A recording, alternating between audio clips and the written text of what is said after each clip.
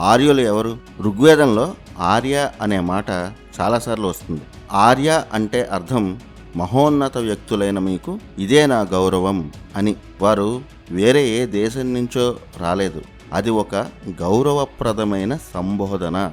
గొప్ప గొప్ప భారతీయ మహర్షులు, గురువులు, తాపసులు, విజ్ఞానవేత్తలు వీరంతా ఆర్య సంబోధనకు అర్హులైనవారు. రామాయణంలో సీతమ్మ వారు శ్రీరాముడిని ఆర్యపుత్ర అని సంబోధించారు. అదే రామాయణంలో రావణ బ్రహ్మను మండోదరి కూడా ఆర్యపుత్ర అనే సంబోధించింది. వాల్మీకి రామాయణం చదివితే ఇవన్నీ తెలుస్తాయి. మహాభారతంలోనూ ఈ ఆర్యపుత్ర అనే సంబోధన చాలాసార్లు వస్తుంది. వ్యాస భారతం చదివితే ఇవి తెలుస్తాయి. ఆర్య అంటే గొప్ప జ్ఞాని, గొప్ప వ్యక్తి అనే అర్థంలోనే మన వాళ్ళు సంబోధించారు తప్ప ఆర్యులు అనేది ఒక సెపరేట్ జాతి అని వేదంలో ఎక్కడా లేదు. భారతదేశ చరిత్రకు మొదటి ప్రమాణం వేదాలే. అందులో ఉన్నదే భరతఖండ అసలు చరిత్ర.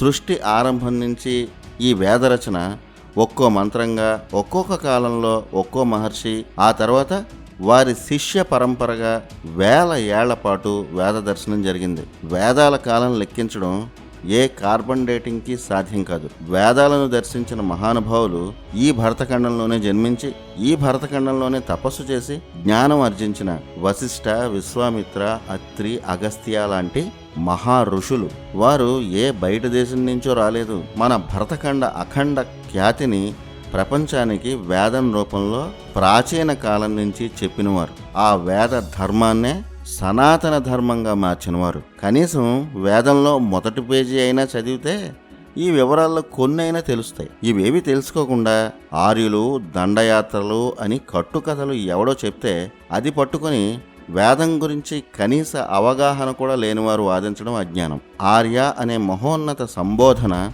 పూర్తిగా భారతీయం. అది మన భారత గౌరవానికి ట్రేడ్ మార్క్. మన భారతీయతలో అత్యుత్తమ గౌరవవాచకం ఆర్య. ఇది జాతి పేరు కాదు, మన సభ్యత, సంస్కారం పేరు. శ్రీరాముడు, శ్రీకృష్ణుడు లాంటి మహోన్నత వ్యక్తులకు, అలాగే వశిష్ఠ, విశ్వామిత్ర, వ్యాస లాంటి గొప్ప మహర్షులకు మనం ఇచ్చే గౌరవం ఆర్య అనే పిలుపు.